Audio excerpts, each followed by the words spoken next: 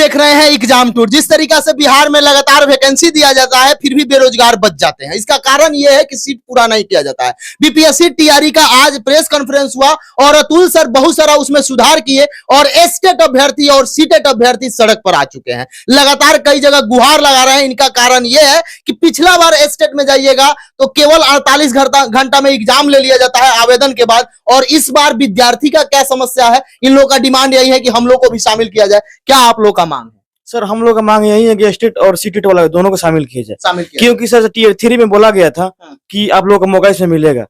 जब पिछले बार आप 5 दिन में एग्जाम करवा सकते हैं, इस बार 3 महीने हो गए तो एग्जाम कहने ले रहे हैं। तो आपको जब पहले ही इसकी जारी करना था, नोटिफिकेशन जारी करना था, आप जनवरी में एग्जाम करवा लेते, फरवरी में एग्जाम करवा लेते, इसके लिए तैयार थे सर हम लोग।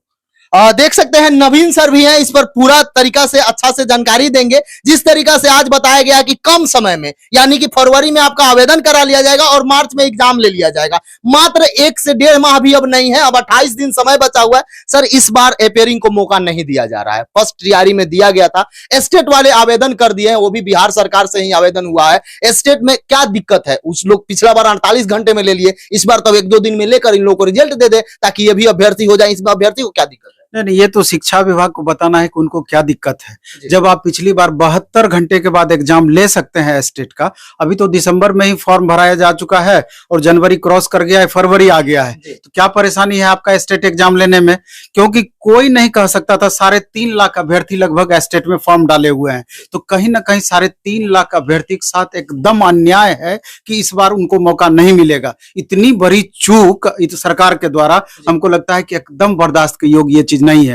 दूसरा आप देख लीजिए, आप 10 तारीख से लेकर 23 तारीख तक फॉर्म भरने का डेट निर्धारित कर रहे हैं और 28 को सीटेट का रिजल्ट निकलने वाला है। उन लोगों के साथ भी अन्याय। क्या 5 दिन के लिए आप उस सीटेट के बच्चों को वंचित कर दीजिएगा? कहिएगा कि अगस्त में सबको मौका मिलेगा? ये कहां तक न्यायोचित है? एकदम समझिए कि माहौल ऐसा बन गया है। ये देखिए, ये तमाम अभ्यर्थी और बाहर में सैकड़ों अभ्यर्थी खड़े हैं, कितनी परेशानी में ये है, ये खुद इस बात को बताएंगे। 24 अगस्त को आपको एग्जाम लेना था, आपको ये नहीं समझ पा रहे हैं कि आप अपने हिसाब से, सरकार अपने हिसाब से सब कुछ तय कर रही है, लेकिन एक बार अभ्यर्थी के बारे में आपने सोचने का प्रयास नहीं किया कि 1 to 5 भी देना है अभ्यर्थी को, 6 to 8 भी, बहुत सारे मल्टीपल वाले अभ्यर्थी हैं, बहुत सारे बच्चों को 6 to 8 भी देना है, 9, 10 भी देना है, 11, 12 भी देना है, एस्टेट भी देना था। इतने बड़े सिलेबस को 1 महीना में कैसे मैनेज वो करेंगे और किस हिसाब से आप ये चीज कर रहे हैं? तो बड़ा सा प्रश्न है ये। सर हर बार सीट भी खाली रख दिया जा रहा है, इस बार साफ बता दिया गया कि पूरक रिजल्ट अब कभी नहीं आएगा, जो भी सीट बचेगा नेक्स्ट टीआरई में ऐड होते जाएगा। तो क्या जो सीटेट वाले अभ्यर्थी हैं चाहे स्टेट वाले अभ्यर्थी हैं, इनको शामिल इसलिए नहीं किया जा रहा है कि सीट बच जाए और उसको टीआरई 4 में हम ऐड कर दें? ये भी एक कारण हो सकता है। सब शुरू से ही आंकड़ों का खेल हो रहा है। आप टीआरई 1 में देखिए कितने फ्रेशर कैंडिडेट गए, टीआरई 2 को देखिए थोड़ा सा उससे ज्यादा फ्रेशर कैंडिडेट रहे, वही फिर घुमा फिरा करके देखेंगे तो आधा सीट फिर भी बच जाना है टीआरई 2 में, वो टीआरई 3 में जा रहा है। और स्पष्ट इस बार देखिए चेयरमैन सर आज बता दिए हैं स्पष्ट रूप से कि किसी भी सूरत में टीआरई 3 में सप्लीमेंट्री रिजल्ट नहीं दी जाएगी। क्यों? आप मल्टीपल कैंडिडेट को फॉर्म भरा रहे हैं। बिहार शिक्षक भर्ती परीक्षा में हजारों छात्र हुए सफल, अब आपकी बारी है। आज ही तैयारी शुरू करें लॉ ऑफिसर्स एकेडमी के साथ। हमारे पास सभी बैचेज उपलब्ध हैं, यानी 1 to 5 पीआरटी के एक्सक्लूसिव बैचेज उपलब्ध हैं, लाइव क्लासेस भी चल रही हैं उसके अंदर में। 6 to 8 के सभी बैचेज जीएस के साथ विषय भी उपलब्ध है थ्योरी क्लास के रूप में। 9, 10 में भी जीएस प्लस सभी विषय अलग अलग उपलब्ध हैं और 11, 12 के भी जीएस प्लस सभी विषय हमारे पास उपलब्ध है। और बैच की फीस है मात्र 999 रुपए, ऑफर प्राइस चल रहा है मात्र 999 रुपए में। डाउनलोड कीजिए ऑफिसर एकेडमी का ऐप और जुड़िए अभी हमारे साथ। एक ही बच्चे 4 जगह फॉर्म भरेंगे और एक ही जगह ज्वाइन करेंगे तो 3 जगह उसका रिजल्ट का क्या होगा, यानी कि अगले वैकेंसी में ऐड होगा। ये कहां तक उचित है? सर ना कोई विपक्ष के नेता बोल रहे हैं, अभी फ्लो टेस्ट करना है, 12 तारीख को उनको अपना बहुमत साबित करना है। इधर पक्ष वाले भी नहीं बोल रहे हैं, कोई अभ्यर्थी के मन में किसी भी प्रकार का इनका ना पूरक हो या स्टेट वाले हो या सीटेट वाले हो या कोई भी अभ्यर्थी का मुद्दा हो, कोई नहीं बोलते हैं, केवल चुप है। सर किनसे आपको उम्मीद है? हम सरकार ऑटोक्रेट हो गई है।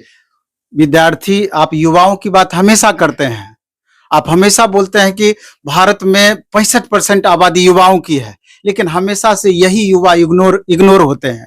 आप देखिए ना कि आप जो नोटिफिकेशन जारी करते हैं कितना हद तक उसको आप फॉलो कर पाए। आपने बोला कि 35% हॉरिजॉन्टल रिजर्वेशन महिलाओं को दे रहे हैं, तो जब 35% टीजीटी पीजीटी में आप दिए, 50% 1 to 5, 6 to 8 में दिए, तो महिला और पुरुष अभ्यर्थी का स्कोर बराबर कैसे हो सकता है? आप पता नहीं किस हिसाब से आप रिजल्ट बनाते हैं। आम पब्लिक कैसे उस बात को समझ पाएगी, हम लोग खुद नहीं उस समझ प्रेस कॉन्फ्रेंस में कुछ बोले कि नहीं इस पर? नहीं, इस पर वो अपना तर्क दे दिए कि कट ऑफ बहुत ज्यादा रहने का कारण वो बताए कि TRE 1 में क्वेश्चन का लेवल बहुत हाई दिए, स्टूडेंट का लेवल कम था, इसलिए कि कट ऑफ कम गया। TRE 2 में हमारा लेवल कम था, स्टूडेंट अपना लेवल बढ़ा लिए, इसलिए इतना हाई कट ऑफ चला गया। ये भी अल्टीमेटम दे दिए हैं कि TRE 3 में TRE 2 के बनस्पत क्वेश्चन टफ पूछा जाएगा। और लैंग्वेज के लेवल पर जब सवाल उनसे किया गया कि लास्ट मोमेंट में लैंग्वेज क्यों हटा दिया गया, तो उन्होंने बताया ये क्लाउज दिया हुआ है कि ये आयोग का विशेषाधिकार है, उस अधिकार का यूज करके लैंग्वेज को हटा सकती है, मतलब आप अपने सुविधा अनुसार कुछ भी कर सकते हैं। और ये भी बताया गया कि TRE 3 में लैंग्वेज का लेवल हम कम रखेंगे। तो ये सब कारण बिल्कुल भी उचित नहीं है। आप देखेंगे विकलांग कैटेगरी के रिजर्वेशन की बातें हैं और कई सारे ऐसे बातें हैं, या अदर स्टेट के कैंडिडेट का, महिला कैंडिडेट का बिहार के महिला कैंडिडेट में कैसे रिजल्ट दिया जाना उचित था। तो प्रश्न बहुत सारे हैं, जवाब सरकार के पास सीमित है और इतना कलिष्ठ भाषा का यूज करते हैं चेयरमैन सर कि हमको लगता है कि 80% पब्लिक उसको समझ ही नहीं पाते हैं कि आखिर ये कहना क्या चाहते हैं। तो मेरा सीधा सा सवाल है कि सरकार को, क्योंकि आप देख रहे हैं ये यहाँ पर जो आप कुछ बच्चों को देख रहे हैं बाहर में 100 बच्चे ऐसे नहीं है, 3.5 लाख ऐसे अभ्यर्थी हैं जो सरकार से जवाब चाहती है कि हमारा क्या दोष इसमें था कि TRE 3 में हमको मौका नहीं मिल रहा है। स्टेट आवेदन भी कर दिए हैं। बिल्कुल, दिसंबर में ही आवेदन कर दिए हैं, डमी कार्ड आप जारी कर दिए हैं। सर एक समस्या आज के पेपर में ये दिया गया था कि जब 1,70,000 भर्ती निकाली गई थी, उसमें 1,05,000 को ज्वाइनिंग मात्र किया गया। अभी थंब की बात करिएगा तो 81,000 के आसपास मिलाया गया। TRE 2 में जाइएगा तो 1,22,000 वैकेंसी निकाली गई थी और मात्र 73,000 का उसमें दिया गया और अभी तक 33,000 के आसपास थंब इंप्रेशन मिलाया गया। बहुत सारे उसमें फर्जी पकड़े जा रहे हैं। सर ऐसा क्यों किया जा रहा है हर एक बार? यदि इसको वरीयता दे दिया जाए कि 11 12 भर ले, 9 10 भर ले, 6 to 8 भर ले, 1 to 5 भर ले, तो इस तरीके से करके पूरा रिजल्ट क्यों नहीं दिया? जैसे कि पोस्ट ऑफ प्रेफरेंस का मतलब ही यही होता है हमेशा से। आप शुरू में प्रेफरेंस लीजिए बच्चों को, 11 12 9 10 6 to 8 1 to 5 इस तरह से प्रेफरेंस लीजिए। कहीं एक जगह जैसे ही बच्चे क्लिक किए, मतलब हो गया 11 12 में, नीचे का ऑप्शन अपने बंद उनके लिए हो जाएगा। 9 10 में हो गया तो उसके नीचे का ऑप्शन अपने आप बंद हो जाएगा। तो ये समस्या आएगी कहां से? मल्टीपल रिजल्ट वाली बात ये तो वहीं पर क्लियर हो जाएगा। लेकिन आपकी मंशा भी तो सही होनी चाहिए, क्योंकि आपको तो सीट भी बचाना है, ये पहले से माइंड में कब किए हुए हैं। सर विजय चौधरी जी शिक्षा मंत्री बने हैं, पहले भी रह चुके हैं, इस बार आए हुए हैं, उनसे विद्यार्थी को बहुत उम्मीद रहता है, क्योंकि विद्यार्थी की बात सुनते हैं। क्या सर उनको क्या कहिएगा? नहीं, जितने भी अभी डबल इंजन की सरकार बनी है तो निश्चित रूप से जितने भी अभ्यर्थी देख रहे हैं, हम लोगों को भी पूरी इस सरकार से उम्मीद है, चाहे वो सम्राट चौधरी जी हो या फिर विजय कुमार सिन्हा जी हो या विजय कुमार चौधरी जी हो या माननीय मुख्यमंत्री जी हो, तो उनको इन बातों को समझना ही होगा, क्योंकि ये बच्चे चुप नहीं बैठने वाले हैं। ये डिजिटल प्रोटेस्ट की बातें लगातार कर रहे हैं कि हम लोग ट्विटर कैंपेन करेंगे, सरकार तक अपनी बात को बिल्कुल अहिंसात्मक तरीके से पहुंचाने का प्रयास करेंगे। और ये लोकतांत्रिक देश है, अपनी बातों को इनको रखने का अधिकार है। सर लास्ट प्रश्न ये है, ये आप बोल रहे हैं बच्चे मानेंगे नहीं, जाएंगे, मिलते हैं।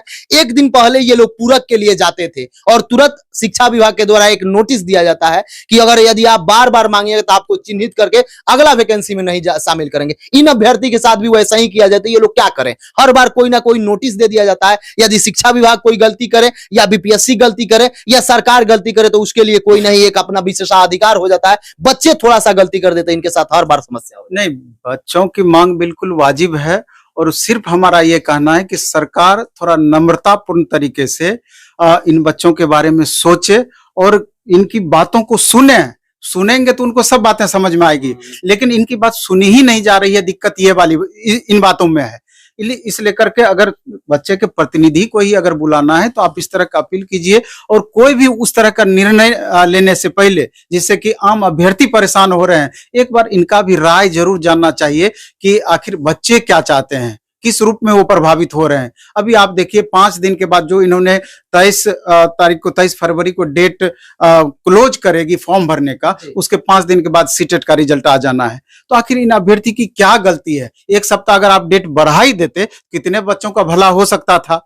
पिछला बार जो TRE 1 आया था उसमें कहा गया था ज्वाइनिंग के समय आपके पास सब कागजात होना चाहिए, और इस बार है कि आवेदन के समय ही सब कागजात नहीं, बहुत सारी बातें हैं, अगर उस पर हम चर्चा करेंगे वीडियो आपका बहुत लंबा हो जाना है, क्योंकि नोटिफिकेशन जिस तरह वेरिफिकेशन का तो ये रूल होना चाहिए कि पहली बार ही वेरीफाई जिस समय आप करते हैं उसी समय एक एक बिंदु पर आपको जांच करनी चाहिए, थंब इंप्रेशन जांच करनी चाहिए, डॉक्यूमेंट्स वेरिफिकेशन जांच करनी चाहिए, कॉम्बिनेशन की जांच करनी चाहिए, वगैरह वगैरह जो भी आप नियम बाद में फॉलो करवाते हैं कि पहले आपने डॉक्यूमेंट जो अपलोड किया है उसको डाउनलोड करके फिर उसको प्रूफ करके आप जमा कीजिए, बस उतना ही वेरिफिकेशन, अब बाद में हम थंब इंप्रेशन मिलाएंगे।